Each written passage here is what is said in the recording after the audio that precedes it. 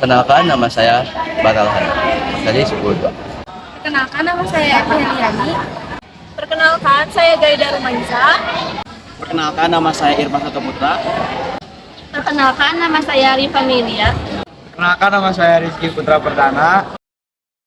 Semboyan bangsa Indonesia yaitu Bhinneka Tunggal Ika. Bhinneka Tunggal Ika tertulis pada kaki lambang negara Indonesia yaitu Garuda Pancasila. Bhinneka Tunggal Ika adalah semboyan bagi bangsa Indonesia yang memiliki makna berbeda-beda tetapi tetap satu jua. Pada hakikatnya, bangsa Indonesia tetaplah satu kesatuan meskipun memiliki beragam kebudayaan.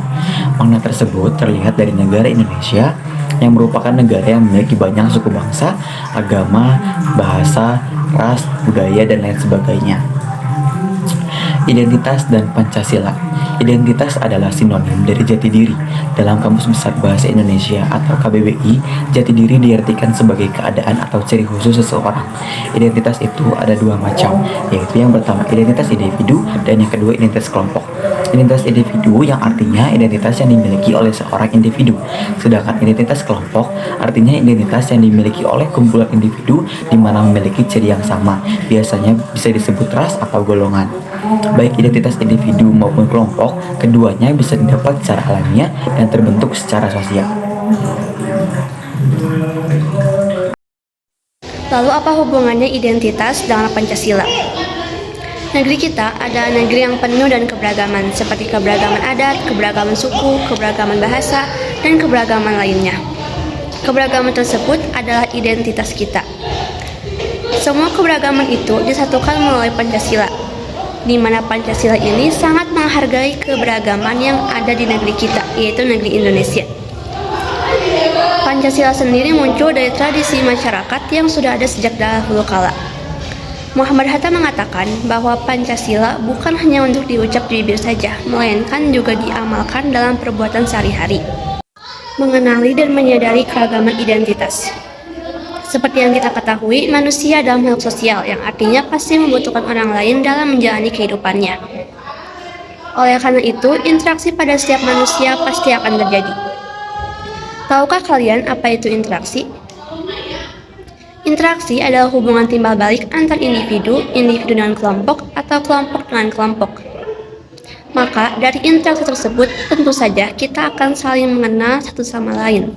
Cara lain untuk mengenal satu sama lain adalah dengan sosialisasi.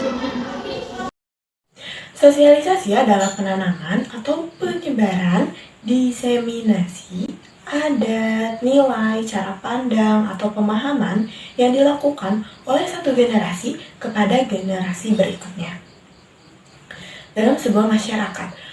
Oleh karena itu, tidak heran bahwa Indonesia memiliki banyak sekali suku bangsa, ras, agama, bahasa, adat istiadat, dan sebagainya. Nah, itu yang disebut dengan identitas primordial. Identitas primordial secara mudah bisa kita artikan adalah identitas suatu kelompok yang memiliki ciri sama. Hebatnya, bangsa ini meski memiliki keragaman, tapi tetap bisa bersatu sebagai sebuah bangsa yang kuat. Melalui semangat Bhinneka Tunggal Ika, sebagai semboyan negara kita ini, semua keberagaman tersebut dapat bersatu. Maka muncullah identitas lain yang disebut identitas nasional, di mana dalam identitas nasional semua itu sama, semua menjadi satu.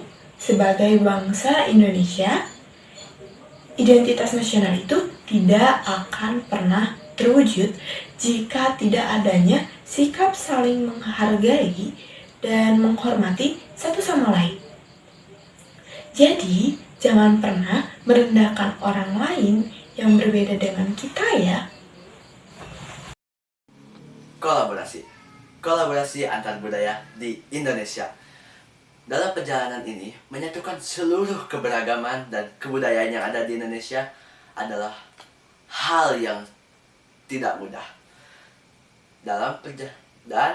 Untuk menyatukan keberagaman ini diperlukan niat dari hati nurani individu masing-masing.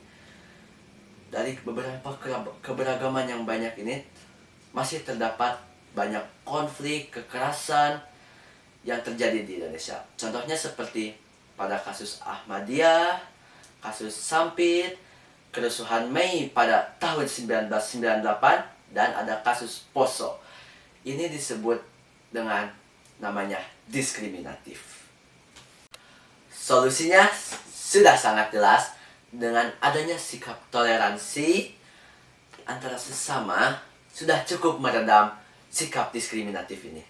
Serta dengan adanya kolaborasi. Kolaborasi ini dapat menambah kehangatan untuk bersatu padu dalam berbagai keberagaman. Kerjasama ini dapat dilakukan baik secara individu dengan individu ataupun kelompok dengan kelompok. Mereka yang melakukan kerjasama atau kolaborasi ini sudah sepatutnya memegang komitmen atau nilai yang mereka pegang sendiri dan ingin menunjukkan kepada halayak bahwa sebuah perbedaan ini tidaklah menghalanginya untuk bekerja sama bersama-sama. Pertukaran budaya di pentas global. Setelah kita memahami makna kolaborasi, maka langkah selanjutnya adalah membanggakan identitas nasional ke langkah internasional. Yaps, kita sebagai generasi penerus bangsa harus mau dan mampu untuk mempertahankan kebudayaan yang kita miliki. Keberagaman yang dimiliki bangsa Indonesia adalah suatu anugerah yang harus dipertahankan. Tahukah kalian tentang G20 pada tahun 2022 ini? Joko Widodo sebagai presiden dengan bangganya menggunakan pakaian adat khas Bali saat G20, yaitu Payas Agung. Selain itu, para jajaran menteri menggunakan batik saat acara berlangsung. Itu adalah hal positif yang harus kita tiru. Kita harus mau dan bangga menggunakan produk dalam negeri, bahkan harus bisa mempromosikannya ke dunia internasional. Sejarah di kekayaan tradisi ketika kita mempromosikan budaya kita ke tingkat internasional, tentu saja budaya asing pun akan masuk ke kita. Kita sebagai generasi muda harus bisa memilih dan memilah budaya tersebut. Jangan hanya karena ikut tren yang sedang berlangsung, kita sampai lupa budaya sendiri ya. Serta jangan lupa bahwa tidak ada satupun budaya yang lebih unggul daripada budaya lain. Semua sama, semua hebat.